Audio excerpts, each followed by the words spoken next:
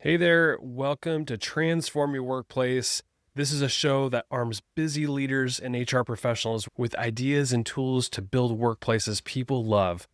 I'm Brandon Laws, and each week we unpack real-world strategies you can use right away to strengthen culture, develop people, and yes, transform your workplace. Today's episode is sponsored by Xenium HR. If you're tired of juggling payroll questions in one system and HR fires in another, Xenium's complete HR plus payroll solution brings everything under one roof, giving you the freedom to focus on growing the business while a dedicated service team handles the rest. After all, everything works better when HR and payroll are united in one place. All right, you're about to hear my conversation with Dr. Robert Biswas-Diener and Dr. Christian van Nieuwerburgh, co-authors of Radical Listening, The Art of True Connection. In this episode, together, we'll tackle the hidden cost of half listening. We're going to expose the everyday distractions that drain trust and morale and show why merely looking engaged isn't enough. We'll also cover positive intention as the game changer. You're going to learn how clarifying why you're listening directs your attention and shapes the entire conversation. You also get 6 practical skills inside and out, from quieting your own mental chatter to well-timed interjections like, tell me more. You'll get a toolkit you can practice on the way back to your desk.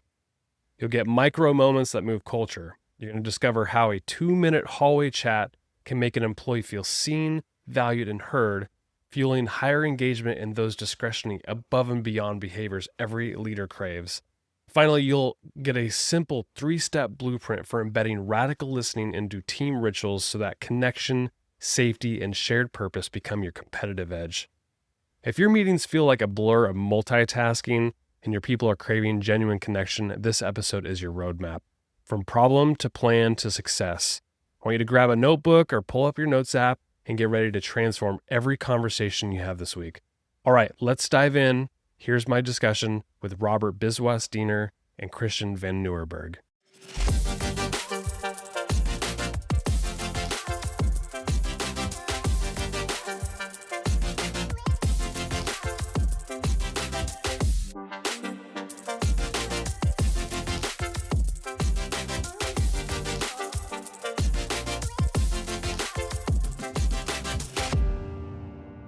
Robert, Christian, it is such a pleasure to have you on Transform Your Workplace. Thanks for coming on. So excited to be here. Thanks, Brandon. Robert, you're local with me in the Portland, Oregon area. Christian, thank you for coming on. It's 9 p.m. your time, so I really value your ability to hop on and have this really important conversation. Your book is Radical Listening, The Art of True Connection. And if I think of things that really transform a workplace culture, it's the ability to listen. And I want to start with the obvious question. I hope not everybody asks you this question to start a podcast, but the title is called Radical Listening. So what makes your approach so radical and important in this day and age right now? Thank you, Brandon. Yeah, it's a great starting question, isn't it? And in fact, Robert and I, we did throw around different titles. We landed on radical listening and thought, if we're going to call it that, we've got to be able to back it up. So I think we have. It's radical because the purpose of listening is actually about building connection. So it's radical because we're not saying, oh, it's just a way of communicating better, or if you listen in this way. We're actually suggesting that listening is the intervention itself. And like you said, Brandon, in this particular day and age, with everything that's going on, the distractions, but all the conflict that's out there, we think listening in the way we suggest, which is, highly respectful and curious and with the intention of building connection, we think that is a radical act. So at the heart of the radical listening framework, which you have, and there's a great illustration which we can go into, at the core of it is positive intention. If that's not present, what can we expect to happen in some sort of interaction? It's interesting. I think the quick and easy answer is you get poorer quality listening. You have to want to listen. You have to listen with sort of acceptance in mind, kind of figuring out in mind. but it's really the specifics of the intention. And that's one of the things I think is so radical about our approach, is that instead of listening being fundamentally about comprehension, it is a motivated act. So you might be listening in order to learn about something. You might be listening in order to problem solve, in order to validate someone's experience. And those are all really different forms of listening, and that you'll be paying attention to different slices of the conversation. So if I'm listening to fix something, I might be listening for processes, what's wrong, key components. If I'm listening to validate you, I might be listening more to your emotional tone or some keywords related to that. So whatever your intention is going to completely guide your attention. And without that, I think you miss huge portions of the conversation that are critical to what you want to accomplish. Robert, many people have heard of the term active listening, and that's something that many people in like my space, the HR leadership, we've used that term. How does radical listening differ from active listening, or maybe perhaps build upon that? I think build upon it is a great way to put it, because I don't want to denigrate active listening. It endures because it's effective, but it is largely around comprehension. It's the demonstration that I am listening to you. So it, of course, wants us to maintain eye contact, ask clarifying questions, summarize what you've said, and check in with you. And as we were writing the book, something occurred to me. I've never once, a single time with a friend or family member, ever summarized what they said. No one has ever said to me, my daughter's engaged to be married. And I'm like, so it sounds like what you're telling me is that there's a big wedding coming up.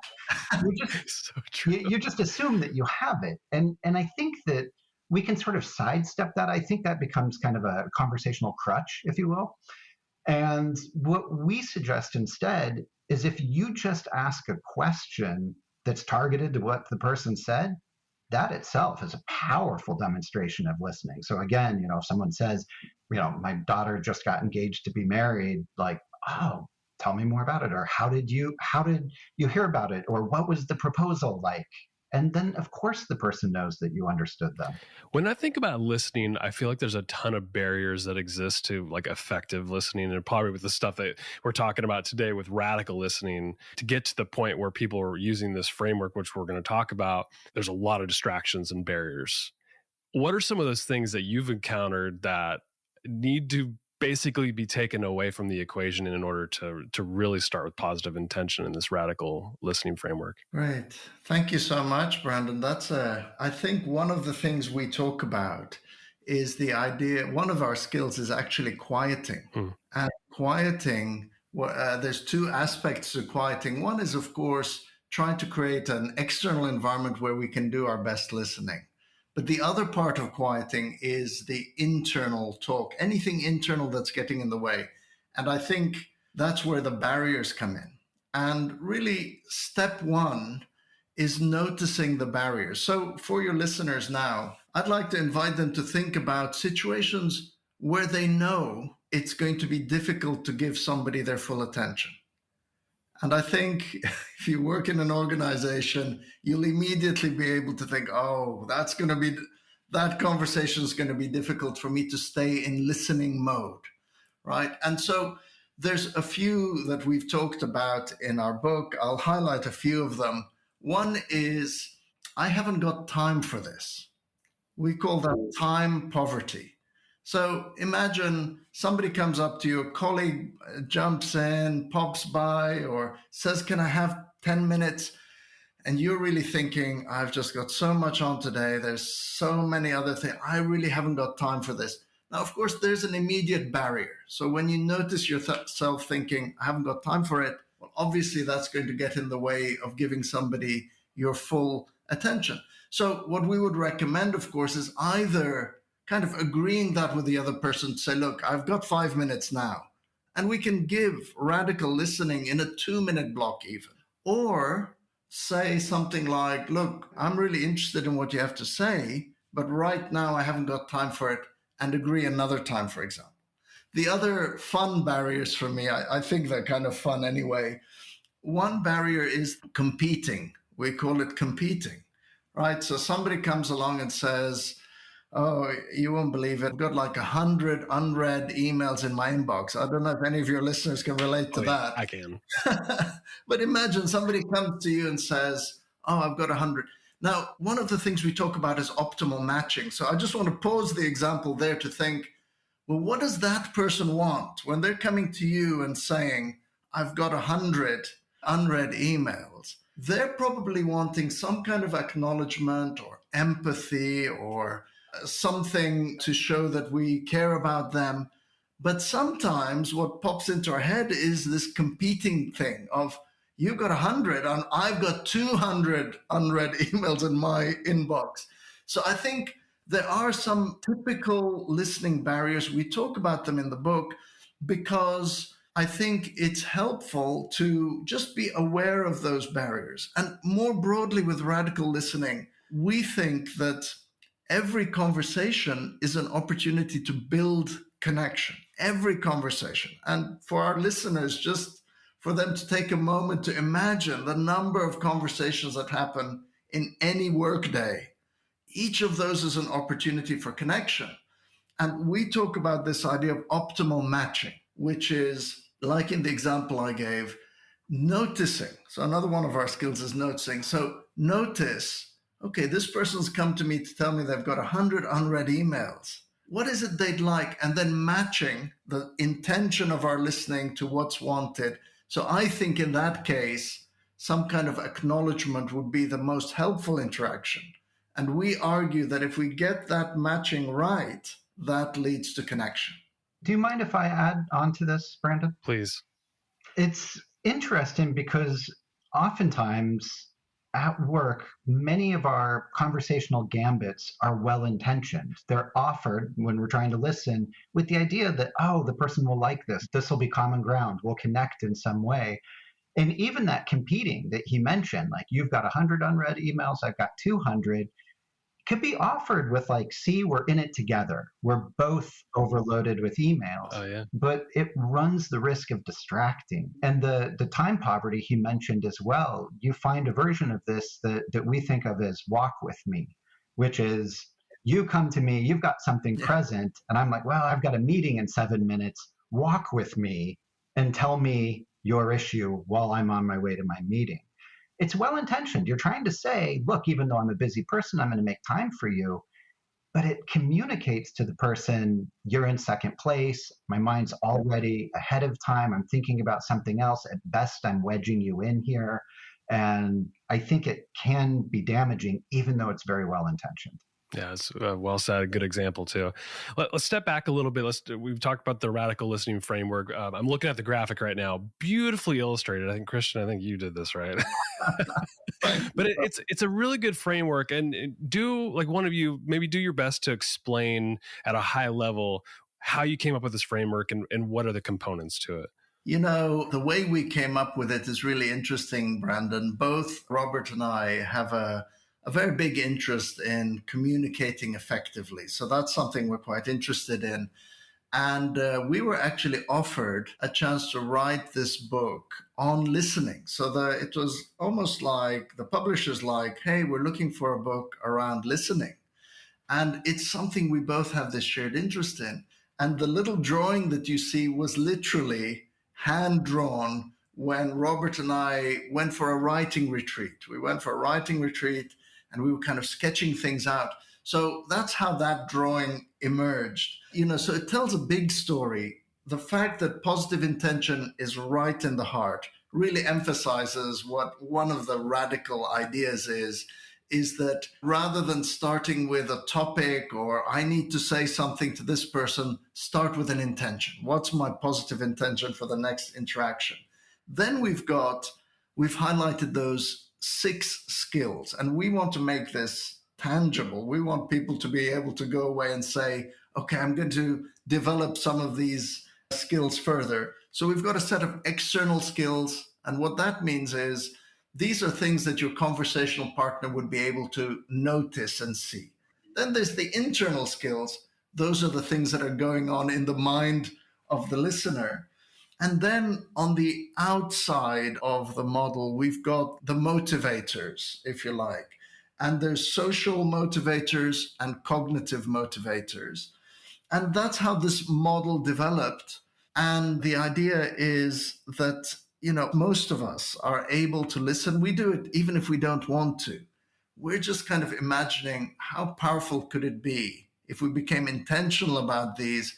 And it's almost like dialing up our ability to listen in order to build connection and get better results. I love that. We'll get into some of the ideas there, but I did want to cover one area. You said that listeners should be more like sponges. And I thought that was interesting. Maybe elaborate on that. What do you mean by that? It's such a good question. And I'm going to be honest, I don't even remember writing that. Is that okay to say? Blacked out at the time. Just such a good idea that you forgot. It's a whole book, so every metaphor we use. Tell me, why don't you tell us, Brandon? Well, I thought it was interesting just because I had not quite thought about it. It's like, so do we as listeners sit back and be more silent than we need to, the active listening part, and really take in before we get distracted by our emails that are in our inbox or our cell phone that is going off while we're sitting here having this conversation. I'm just kind of curious what true good listening looks like and why sponge was the metaphor. Yeah, I mean, I think that there's a lot of information out there, and listening is sort of wisely selecting and using the information. So you're not just taking in all information. There's a certain amount a sponge can take in before it's saturated. And if what you're taking in is what's happening outside the window on the street and thinking about what you're going to do on the weekend when you get home from work, that's crowding out the amount of absorbency you have. So you really want to be a little bit more judicious in your listening resources, if you will. I'm remembering now the idea. Yeah, that's good. We talked about barriers before, and one of the things that I think people get caught doing when they listen is the mind reading, or assuming we know what the other person's going to say, so we cut them off. And how do we avoid falling into this trap? Because I find myself doing it all the time, especially with my wife or close colleagues, where I feel like I just know exactly what they're going to say, and then want to jump in. I think one way is just to have a vocabulary for these things. So mind reading, competing, time poverty, because then you can label, you can say, oh, I do that. I have a tendency to do that. You almost can, I hate to use the word diagnose, but you almost could sort of label yourself this is really the one that's my Achilles heel. That I really tend to do a lot of mind reading. And I know that because I'm always saying, let me stop you right there. I think I know where you're going with this, or those kinds of classic phrases that something a mind reader would say. Comparing would be another one, right? Oh, I also had that experience. It's like a cousin to competing, but you're not trying to one up. You're saying, I know just how you feel. And once you know that you have a tendency to do that, I think you can be a little bit more on guard, and you can actually prepare for a conversation. I'm about to go into a team meeting and I'm just going to put a little bit of a leash on myself where mind reading is concerned. Or I'm not going to do things that suggest to people I've got somewhere better to be, start packing up 3 minutes before the meeting's over, those kinds of things. This is a big question here that I'm about to ask, but what strategies can busy people use to avoid missing key signals? And you talked about the invisible gorilla in the book, and I have remember watching that video several times where people are playing basketball and there's a panda that walks by. Nobody sees it the first time around. And they slow it down because you're actually watching the basketball happening or whatever was going on in the scene because it was chaos. And then you slow down and there's a panda or whatever it is going by, or a person in a gorilla suit. And so that's we missed a key signal. This happens in our everyday work, especially when we're listening. How do we avoid that, missing key signals like the person in the gorilla suit? I think two things. One, you're not going to completely avoid it. There's all sorts of errors in continuity that we miss, all sorts of little details that float past us. It's easy to miss, for example, what's being left out of a conversation, what's not being said, who didn't attend the meeting. It's hard to notice what's not there. So just assume you're going to miss stuff and have a little bit of humility around that. But beyond that, this is why I think it's so important to understand what your intention is for the conversation, even if it's multiple intentions across, a long conversation. But if I know, look, I don't know much about this, Brandon is presenting, it's really his project, I'm just going in to learn, That idea that learning is front and center for me is going to direct my attention, and I'm going to be more likely to notice the stuff that's important for learning. Because everything you say, all that information is going to be plugged into my existing web of knowledge. And that's different than if I'm trying to validate with you, different if I'm trying to problem solve or brainstorm. And just knowing that isn't going to be proof against missing things, but it's going to be helpful to hit the things that matter. Christian, quieting is one of the key internal listening skills. I think you mentioned it earlier.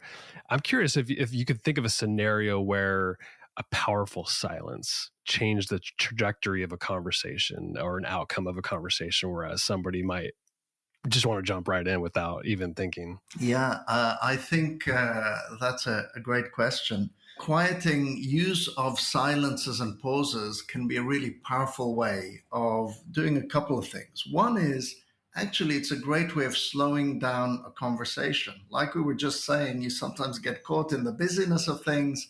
So building a few more silences, those pauses in, slows things down, which can create a little bit more safety for people. So that would be a powerful thing. But, in our everyday conversations outside the workplace, pauses are seen as awkward, aren't they? So there's a little bit of self-awareness and noticing here. But the most powerful thing I've seen, I was in a team meeting, and somebody said something pretty insightful about something that was coming up. And they just said, look, I'm not sure if I should share this, but here's something. The facilitator of that meeting just paused and went quiet and then said, I'm just taking in what you said.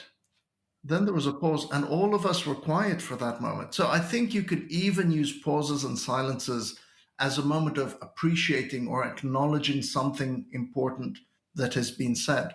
Now, the final way, both Robert and I are executive coaches as well. In my coaching practice, I use silences a lot. And the purpose of the silence there is to encourage the client to take more personal responsibility. So I think we can use it in that way as well. So when there's an awkward silence, it does feel awkward, but holding it means the other person has to take responsibility for what happens next. And you mentioned in the book too that there's actually some cultural differences with the silence and pauses. Like I think our Americans tend to jump right in, and I think you use Japanese folks, they tend to pause. So maybe give me some insight there, and then how that impacts multicultural workplaces. Yeah, well, I'm very interested in this idea, Brandon. My mother who brought me up was Japanese. My father was Belgian. I grew up in Lebanon. So I'm always noticing how conversation happens. And, right now I'm in Spain. And here it's pretty common for people to talk over each other. It's not considered rude. You could be in a group of 6 people and literally there isn't this turn taking. Everybody's kind of talking at the same time. But to go to your example, one of the things my mother taught me, remember, she's Japanese, she said, you should never interrupt people, never interrupt. So from that cultural perspective, if somebody's dominating the conversation, you would never jump in. So it can leave a huge gap because they're waiting for that opportunity to say something, but they would never jump in. Whereas in other cultural contexts, I'm not even going to pick a cultural context because I don't want to sound negative about it, but I've noticed many where there's a waiting for a pause. So there's a waiting for a pause so that the other person jumps in. And the funniest thing, Brandon, is that I've noticed that in some cultures, there are techniques, so there are no pauses. So either people like me talk very quickly, so there's no break, you can't get in anywhere. But then there's the other, I'm thinking, or you actually fill the gaps so other people don't jump in. And I would say radical listening is about making the other person feel that you're not going to do that. It's being respectful, waiting till the other, giving the other person the space to talk and think without worrying that their turn is going to be taken. And, one of the things that we think is most powerful about radical listening, really the output, if you like, Brandon, of radical listening is that your partner feels seen, valued, and heard. That's really, if your conversational partner feels that, you've been listening radically. And it's the opposite of not being listened to. And I think all of our listeners will be able to resonate with situations where they haven't been listened to and how damaging or demotivating that can be. Brandon, I don't know, would it be okay for me to share a little anecdote about that? Yeah, I got the time. It's the 9:30 for you. For this topic, I've got all the time in the world. This is a true story. You know, I've worked in organizations for many years. And the thing about me is I work hard, but I really want that to be appreciated. So if I'm valued, I'm going to put in 200%. So that's my big thing. And so you can imagine I was in an organization where they do performance reviews once a year. That's it. One time a year, I get a chance to go talk to my manager and tell them about everything that I've been doing. So I'd spent so much time preparing. I had notes, I had bullet points. I had, look, here are the things I did well, and here's some of the things I want to develop. And first warning sign, my manager kept shifting the meeting. Could we do it next week? Sorry, I've got something else going on. Oh, sorry, can we bring it down to 30 minutes? And I was okay with all of that. That's fine. Then I go in, and this is in the days of BlackBerry. I bet none of your listeners remember what that was. Oh, come on. You're not that old. Yeah, I feel old now. But anyway, it was the days of the BlackBerry that had that little touch ball or whatever in it. So my manager was actually in a different room. It wasn't my manager's office, different room, sitting face to face, but there was a window behind my manager. And so I got all my notes out, and my manager said, okay, so tell me what's going well. And I could see as I was talking, Brandon, that they were scrolling on their BlackBerry. They were kind of scrolling through their emails or something. I could see it in the window behind. And, you know, I knew I wasn't being listened to. And literally, I mean, even as I'm telling you now, I feel a bit deflated. But literally in that moment, I didn't have a voice. I literally couldn't say anything anymore. I just felt embarrassed. And when I could get something out, I said, look, shall we do this another time? It looks like you're busy with something else.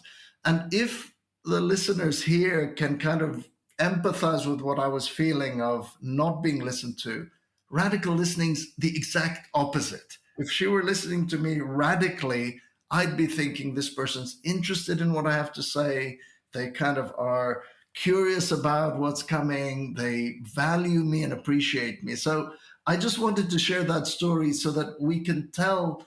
We know how powerful it is when you're not being listened to. This is like the opposite of that. Yeah. I mean, I'm sure that everyone can just resonate with that example, but I also want to point out that this shows up in research, organizational research as well.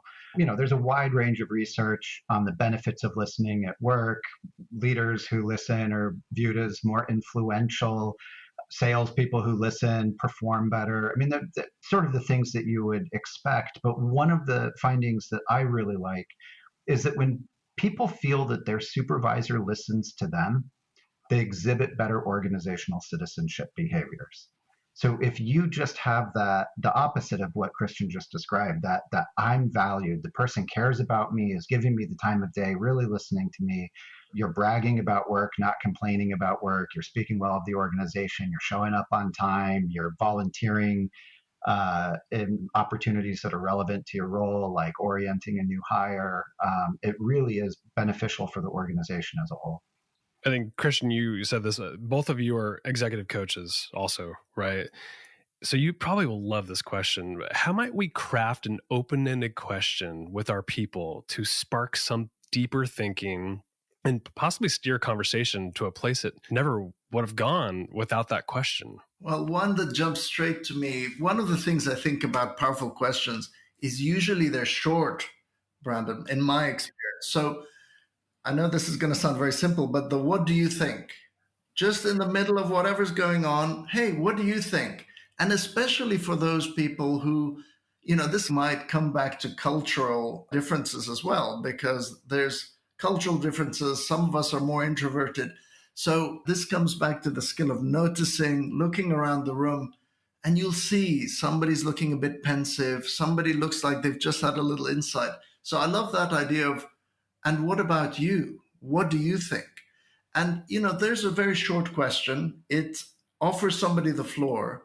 It shows that you've seen them, especially if they're not the one who's normally going to jump in and say something. Just that invitation can be really powerful. Robert, do you have a favorite question? I would like to bracket his question with two others, not to boil all of coaching down to a very kind of simplistic model, but I think that we often ask sort of, we're all talking of all the stuff we've said, what do you notice about it? So that's kind of the first one, just what's standing out to you. Then Christian's question, what do you make of that, right? That's what do you think about that? How do you feel? How does that strike you? Some variation of that. So notice what you make of it, and then what are we going to do with that? Now that we understand what you make of it, where are we going to head it? How might we experiment around with this or apply it? And Brandon, if I could jump in and interject, that is now allowed because it's one of our skills. I knew what you're doing. It's not technically a question, but it works better than a question. Tell me more. Imagine somebody's just said something to you and they're excited about it. What a beautiful way to say, I want to listen some more to what you have to say. I'm interested. And so maybe coming back to the active listening, the difference between active listening and radical listening. And this is a little bit simplistic, but I've delivered active listening training programs, which were mostly about how to look like you're listening. All the strategies and tools. So you're kind of nodding, you're tilting your head in the right direction, you're kind of standing up if somebody comes they're almost like the techniques, right? And the difference is radical listening is you're actually interested. It's not like you're looking like you're interested. And I mean this in a really meaningful way. It's not about how do I look like I'm interested. It's finding ways to be interested. And I think there's two ways, Brandon. One is really trying to immerse yourself in the topic and think, yeah, I'm curious about this. I want to know more. Tell me more about that. The other, if the topic isn't of interest to you, I love this idea of switching to, I'm interested in this person. I wonder what makes them tick. How come this thing's so exciting for you? What got you into this thing that you're talking about now? So that idea of not look interested, but be interested. Christian, that idea of tell me more and what you just described reminds me so much of my kids growing up. They do this so well because they actually are interested and they ask why. And then you say, the reason, well, why? This is so simple, right? It's probably what you do in executive coaching. Yeah, it is. And Brandon, I have to say, it's what you do as a podcast host. You've been doing that with us. You've been saying, tell me more, or I read this. So I think, executive coaches do it. Definitely podcast hosts like you do it too. One of the chapters addresses listening to influence. And I think there's a big connection between good listening and influencing others. And I know people like me, I want to be influential on people. Is there a way to influence with just listening without saying much? There absolutely is. And I think you have to take a moment and think about what you mean by influence. So being respectful, kind of what we've already been talking about, just saying I'm truly noticing you. I'm trying to align what I'm giving you as a listener with what you're hoping for. So if you just want me to say, gosh, you've got it so hard, work sounds tough this week, and I do that, that creates a really good relationship. And again, there's a whole research literature on listening at work that suggests that people have higher relationship satisfaction at work. They have higher trust at work.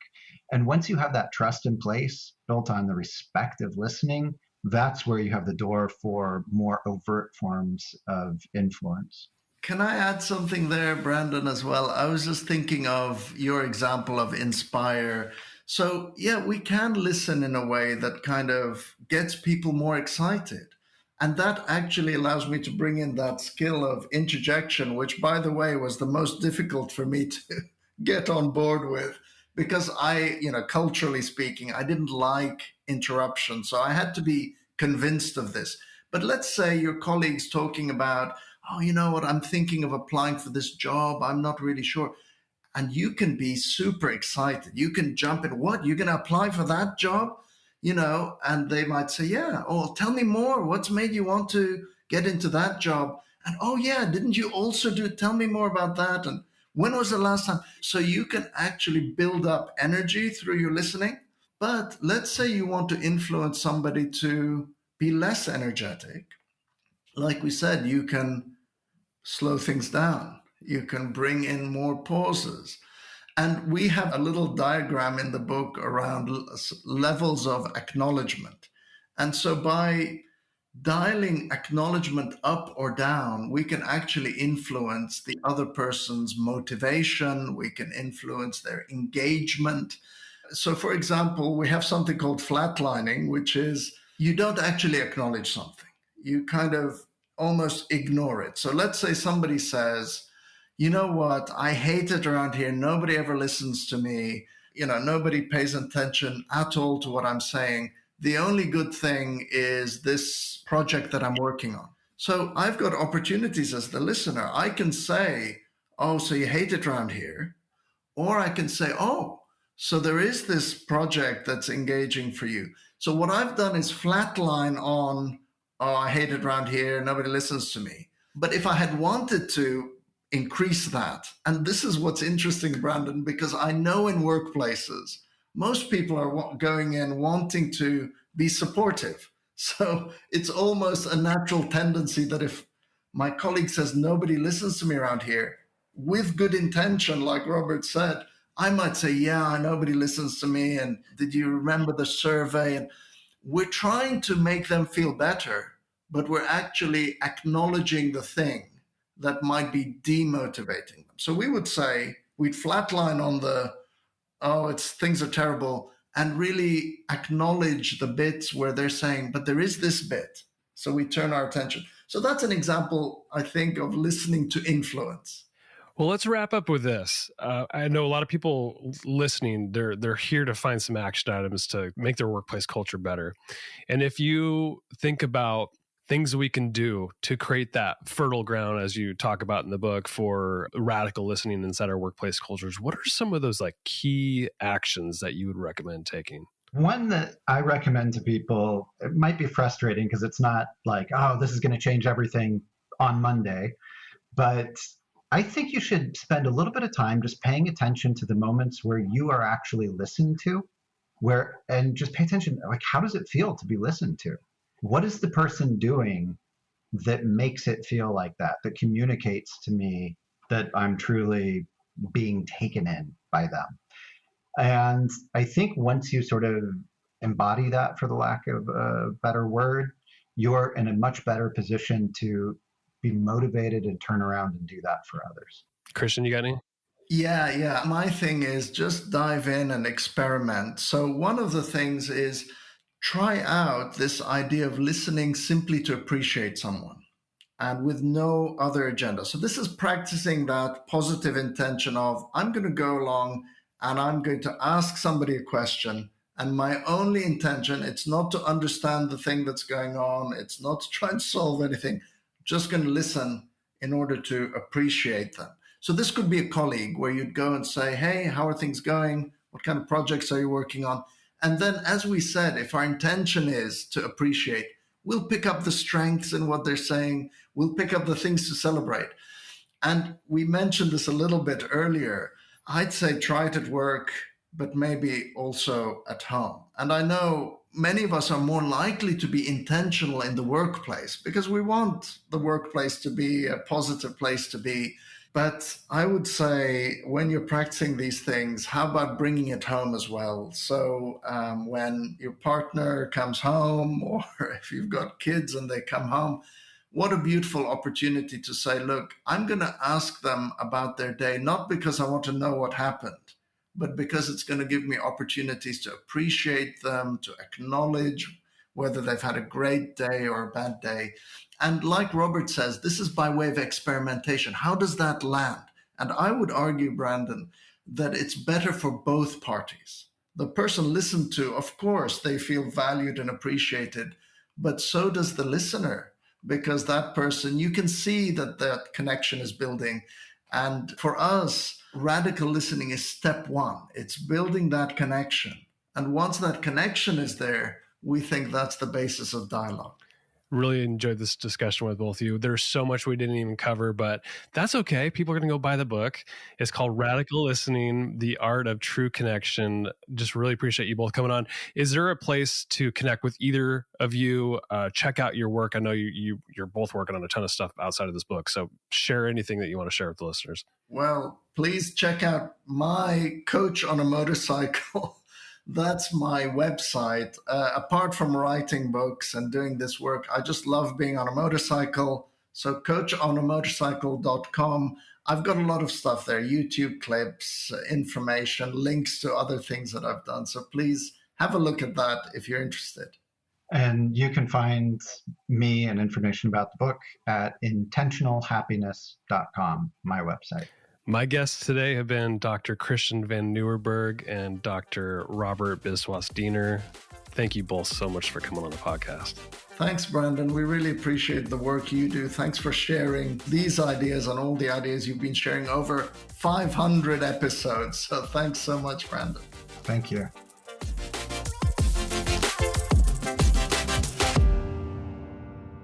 Hey, thanks so much for tuning in for today's episode of Transform Your Workplace.